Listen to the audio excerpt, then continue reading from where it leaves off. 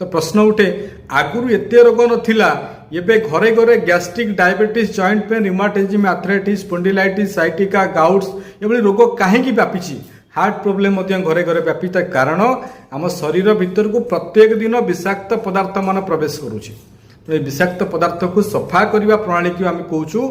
detoxification बा ओडिया कहूँ शरीर शोधन समस्त निज शरीर को शोधन करने निहाती दरकार ये पद्धति बहुत पुरातन पद्धति प्राचीन पद्धति अथर्ववेदर पद्धति आयुर्वेदर पद्धति तो ये अथर्ववेद आयुर्वेदर जो ये पद्धति